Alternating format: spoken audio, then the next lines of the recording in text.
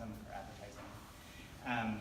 But one area where this sort of comparison breaks down is in the reading, I think.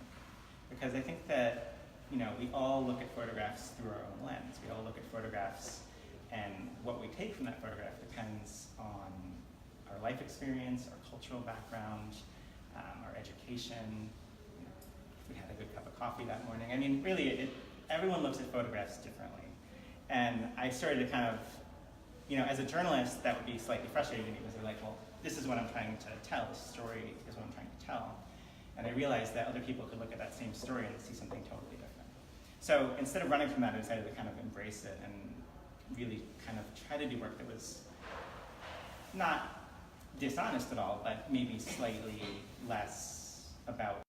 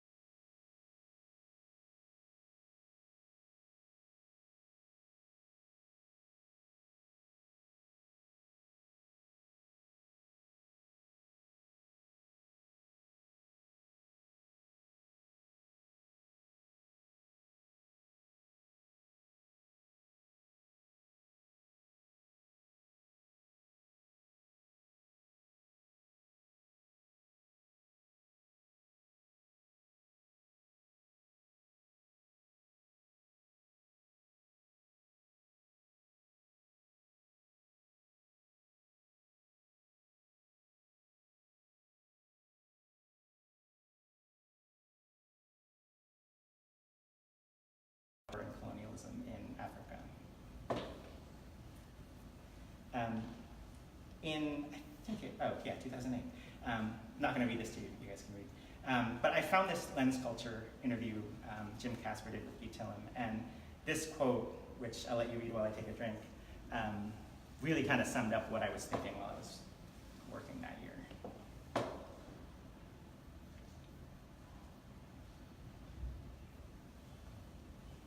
Right, so I basically decided I didn't want to kind of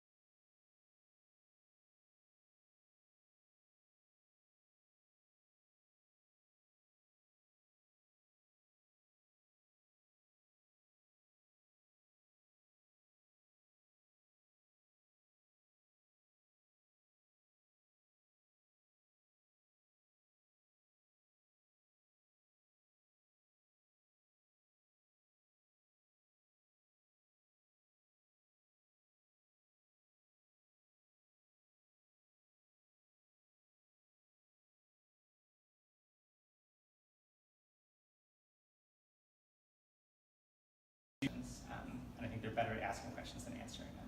So I think his work, for me at least, did have a little bit of kind of a mysterious air to them. And there's all these really little subtle signs in this photograph that don't scream at you, but they're much more subtle. So in 2010, I started Future Cities as a project as it exists now. I decided to go to Lima, Peru, So just to back up, future cities, if you haven't picked this up, I guess they probably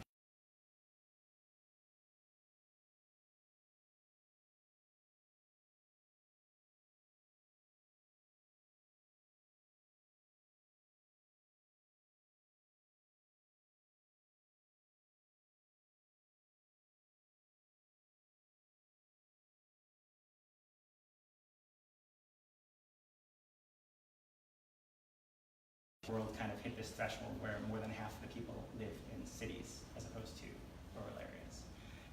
People are coming to cities for lots of different reasons, for opportunity, for jobs. Industrial scale farming is making it harder to be a small farmer in the suburb or in the countryside. So people want to come to the cities. There's energy, there's knowledge, there's education, there's healthcare, there's everything. So a lot of the people, when they get to these cities, they don't have a place to live. And so they tend to kind of come together in groups, form these organizations, and they build these settlements on their own. So they're built without architects, they're built without urban planning. Usually, almost always, pretty much always, they don't own the land they're building on. So this is a photograph from the outskirts of Lima, Peru. I know it looks like the middle of nowhere, but this is actually still in the city proper, or right on the edge of it at least. And what this is a new community that hasn't been built yet.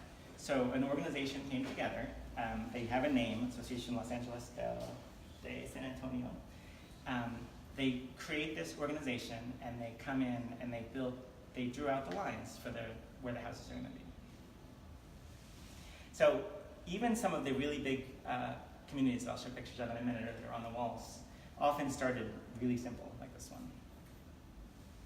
And this is actually the same community, but it was just like over one sand dune, sort of. And this is a new house. And it is the most basic, simple house you could possibly imagine. It doesn't have a roof. But Lima is actually one of the driest places on Earth. It hasn't rained in 20 years. So a roof isn't really necessary. And basically, they start with just the bare necessities. Being from the countryside, they know how to use these woven mats. They don't weave them themselves. You can actually buy them like on the side of the road. But they know how to work with these materials, and they come in and just build these really simple structures. Basically, the way it works in Peru, I believe it's 48 hours. If they stay for 48 hours, then the police need a court order to remove them. And in general, with these communities, the longer you stay, even if you don't technically own the land, the harder it is to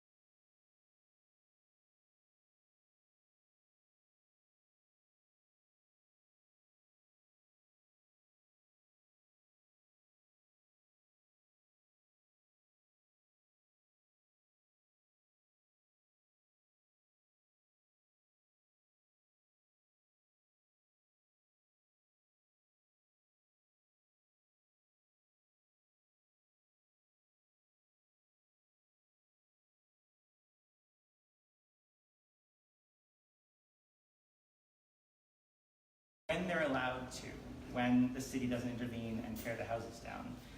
These communities are always in a state of improvement, right? People come in and they start with the simple tent, and then if they are allowed to, if they stick around, then they'll usually move up to something more substantial, like a small wooden home. This is in the City of the Dead in Cairo. So this is a kind of huge cemetery that kind of stretches through the whole city. And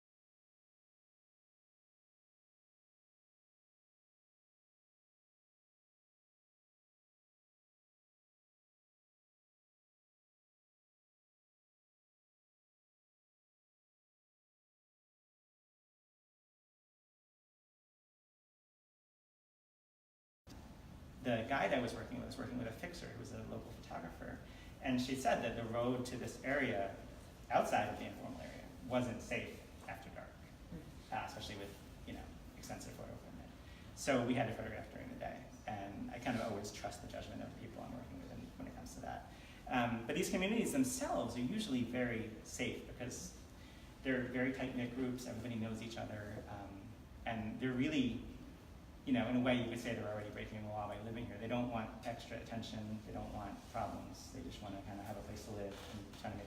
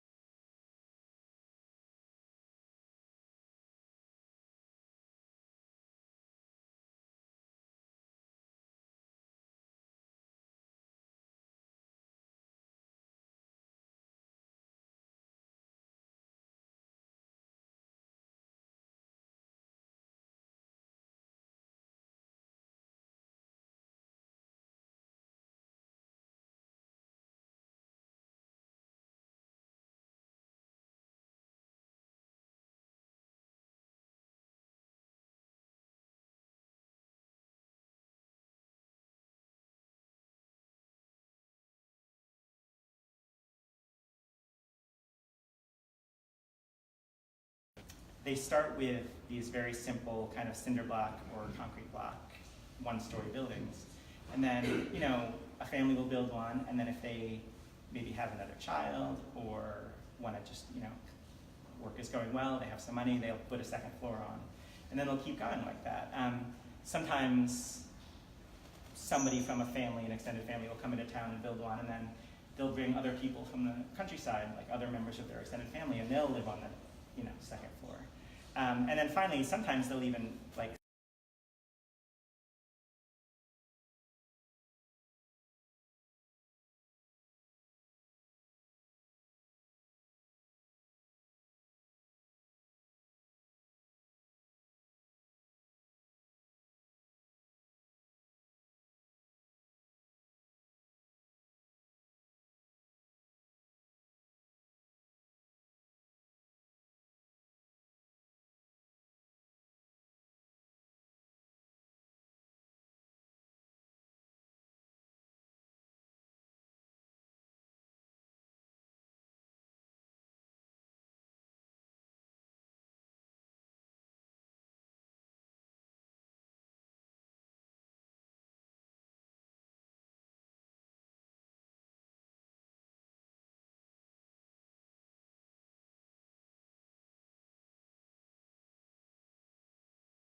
documentary. It's called Garbage Dreams, I think. It's a great film. Yeah, it's a great film about these people.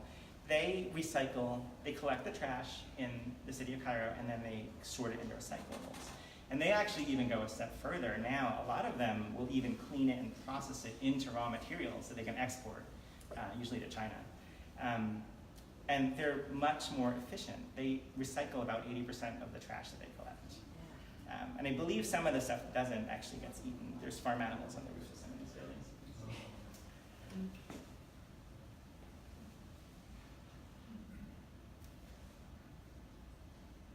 So again, whenever you see one of these neighborhoods and it kind of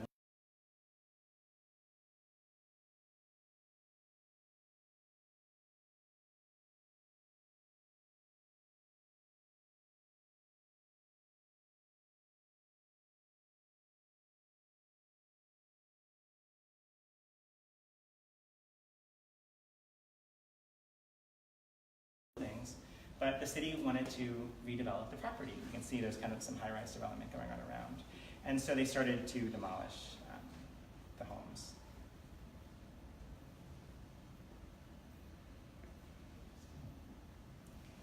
This is actually not an informal community, but it's very closely related. This is a resettlement compound outside of Mumbai, and this is far outside of Mumbai. It's probably about, it was like more than an hour, maybe even 2 hours on the train. And this was actually the most kind of oppressive and sad place that I've seen really probably ever. This is a place where when they demolish people's informal homes, they give them flats in this complex. And this is really the biggest open space in the complex. Other than this, these buildings are jammed really closely together. There's no fresh air. There's trash everywhere. And there's, more importantly, there's really no sense of community here. People don't like living in them. I think we learned a lesson in this country that, kind of high-rise housing projects, don't really work. And I think they're kind of trying the same thing there, and I don't know if they're realizing it, but it's not working well. This is actually the same community. It's actually very common if you are issued one of the kind of government flats in the resettlement buildings. A lot of people just choose to rent those out, and then they move back into one of the informal communities again. Because, I think one of the things that architects are learning about these communities is that they're built very specifically to suit the needs of the people who live there. So if you have a recycling business, then you might have kind of a tent right on the edge of the trash dump, which doesn't sound glamorous, but it's right where you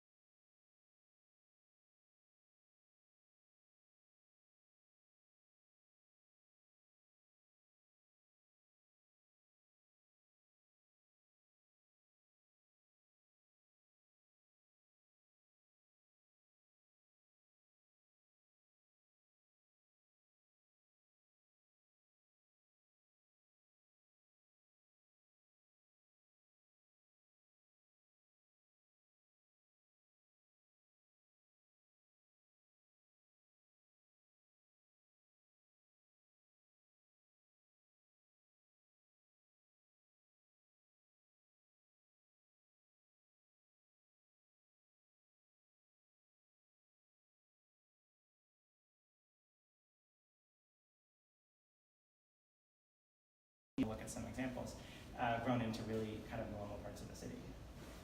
So yeah, exactly. The people in these communities have like these kind of very specific needs, right? They need education, they need healthcare, they need water, they need electricity, sanitation. And if those things are met, then the communities tend to keep growing and thriving. And when they're not met, they tend to kind of stagnate a little bit. And then if they stagnate too long, then the city's more likely to come and just demolish them. Isn't there some sort of dependency factor going on?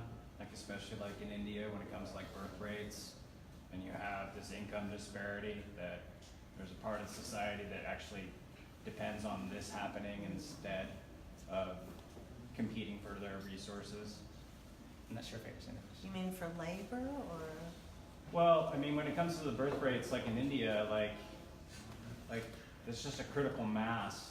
Yeah. I just said that of people that like, what would you do? Like in a country that's like building the tallest towers and setting satellites into space, I'm just wondering, is there a dependency factor on the fact that that the upper classes would be relying on the lower classes to exist like this? Or like, actually another way to ask the question is like, what's the status quo really with everyone in the city of this persisting? Yeah, I don't know the answer to that. I mean, it's hard. If you look at somewhere like Dharavi, that's become an economic engine in that part of the city. They like I said, it's a square mile with $1 billion economy. There's not any place in this country that can say that. I mean, there are certainly plenty, but not everywhere. Yeah, I don't know. I think there's certainly people who take advantage of the labor in these places. I mean, these people probably work and they probably don't have the same rights as kind of formal workers do. But yeah, no, it's a good question. I'm not really sure. Sorry. Getting back to the Cairo picture, did that development proceed from the ground up with basic yeah, I mean, just like board homes, and then what we saw was so many years later it progressed in this way that you talked about? I was told that it was. I mean, that was way before my time. I mean, it's been around for a long time. Yeah, I'm just But yeah, wondering if it had- I found somewhere I can't find them. Actually looked for them again before this. Somewhere when I was initially looking into it, I found some old pictures of it where it was just a bunch of small little shacks in it. Yeah, so, but again, they've managed to get the services they need to kind of survive.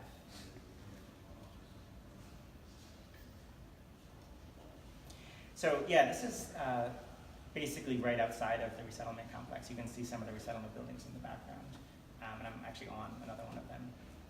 And so what happened here, the government had come by a hotel in the foreground and had demolished homes just that morning. They had demolished a couple hundred homes.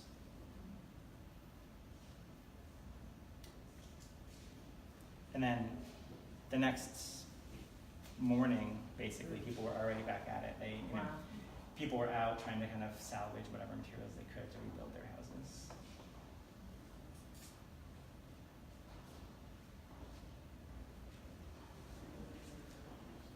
So this is Ciudad Neza in Mexico City, or again, right outside of Mexico City. And this is a kind of one of those good examples of what can happen when the city decides to kind of support a neighborhood. This community certainly did start off as shacks. I saw pictures of it, and I also, you know, generally the way these communities work, if you go far enough, it's almost like going back in time.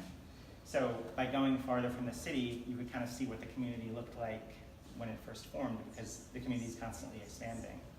And, you know, Neza started out, it was a dried out lake bed originally, and it started out as, you know, this very kind of rough and simple, informal community. But it's grown into basically an extension of Mexico City. It has problems, you know, there's definitely poverty, there's definitely crime there, but it has a really thriving cultural and social scene. It's very good, very strong music scene. It's big on art, street art, things like that. It has schools, it has hospitals, it has mass transit. The city has provided water and electricity and sanitation.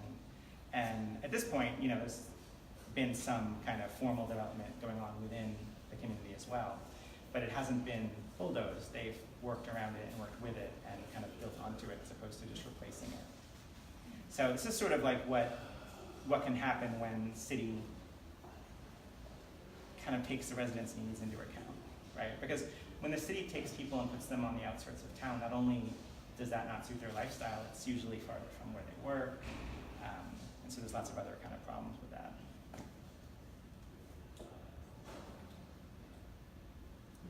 So we're going to change gears a little bit. Future Cities is still an ongoing, I'll go back one second. It's still an ongoing project. I'm going to take a couple more trips. I definitely won't consider it complete until I get back to Nigeria, which is where I kind of got the idea for it to begin with. So hoping by the end of maybe 2020-ish, I'll be finished. But a couple years ago, I was living in Ohio, and I got a grant from the Ohio Arts Council to do kind of a smaller self-contained project. So after doing so much with informal development, I decided I wanted to kind of look into a city that I thought would be kind of a paragon of organized and thoughtful development. And I was a little bit wrong about that. Because when I got there, I kind of realized that as organized as it seems, Dubai doesn't really seem to have had any kind of civic guiding principles in its formation. It's this weird, thrown together mess of really tall buildings. So it's really visually interesting, and I did this small project that I plan to kind of continue after I finish Future Cities, but I wanted to show a little bit of this. You know, one of the things that was interesting, this is an advertising billboard. The city is basically, there's really no open space. Any space that's not occupied with a building pretty much has a billboard in front of it and is going to be occupied by a building as soon as someone decides to build one. So this is an empty, sometimes they can't even fill up the billboards. This is an empty billboard that I found along the road. And you know, this is actually an older section of Dubai. One of the interesting things about Dubai, and if you look back at pictures of Dubai from really only like about 50 years ago, 60 years ago, it was almost nothing. It's amazing how quickly it's grown. But one of the things that interested me about it was that it's it's not, they don't make anything, right? I'm used to cities like in the Northeast US or in the Midwest where, you know, they're post-industrial cities and they used to kind of make things. Dubai was always a trading city. It started out as kind of like a fishing outpost, basically, and then it turned into just like a trading outpost. And then it kind of turned into what it is now. So the kind of idea that's always in my head is that the whole city is designed around creating the desire for consumption. So not only consuming goods and services, but also kind of consuming the land and building, and when you build something, going on and building something else that's bigger and newer.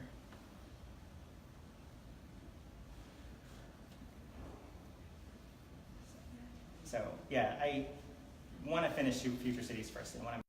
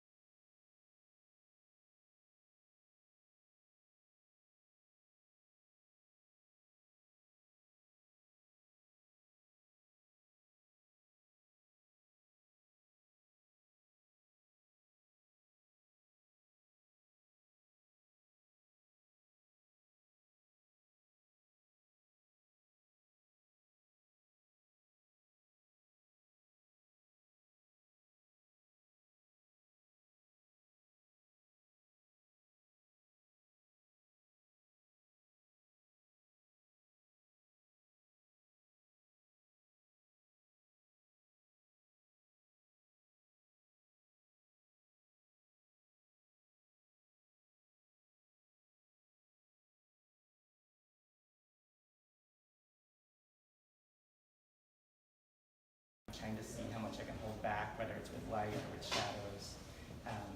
Just like with my personal work, I'm interested in using kind of color and light in an interesting way. And I'm interested in kind of using strong formal compositions. So that is it. So, anybody have any questions?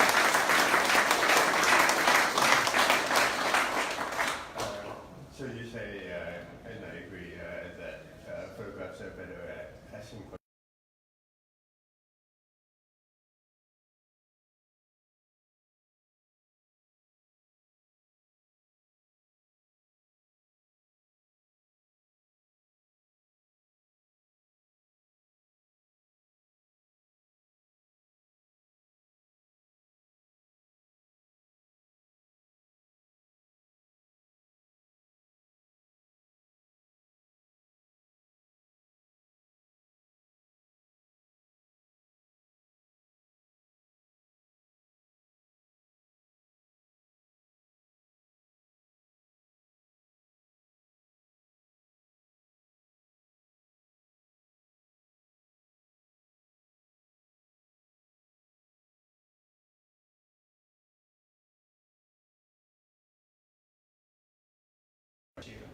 And one of the things I learned during that process was, if you do work that looks like, or even, you know, is telling someone how to think, and they don't agree with you, they'll just shut down and kind of close off and stop thinking about it, right? So my main idea with that project, and I guess with this one too, is I'm not trying to tell you how to think about these spaces. I don't want you to say, you know, oh, these are wonderful utopias, because they're not. They have problems just like everywhere. And I'm not trying, you know, to make you think, oh, let's feel so horrible for these people, they live in such horrible conditions. They do live in horrible conditions, and in some cases, you know, I really think that government should do more to help them. But it's not my job to tell you like how to think about that. So I kind of want you to answer your own questions. Did you ever go inside some of these homes? Yeah, actually it's a good question, because when I was in India and I think a couple other places, I started doing a series of photos of the inside of the houses. And I just recently was thinking of revisiting this, and I'll tell you why. This work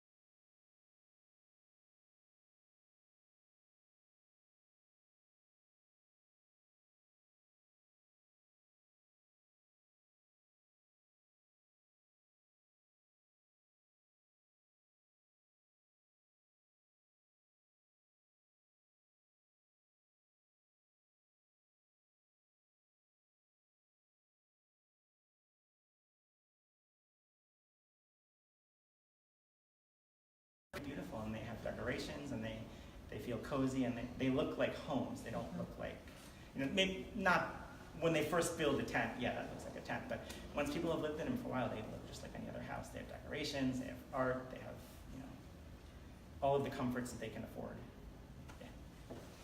Yeah, well, so in that spirit of what kind of questions do the photographs ask? I mean, I look at a lot of your work, and what I noticed even before when I was walking around was there's this sort of incredible detailed foreground. You see this, there's a lot of materials going on in some relationships, but there's a lot of human activity, kind of people.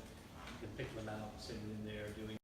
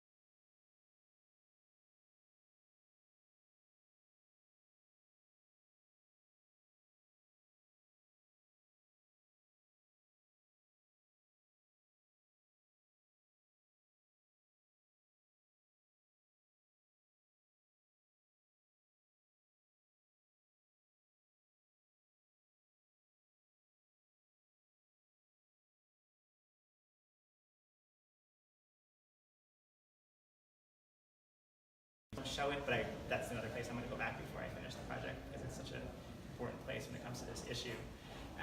But you know, I in the small community that I photographed being demolished was right in a business district, and a lot of the people worked.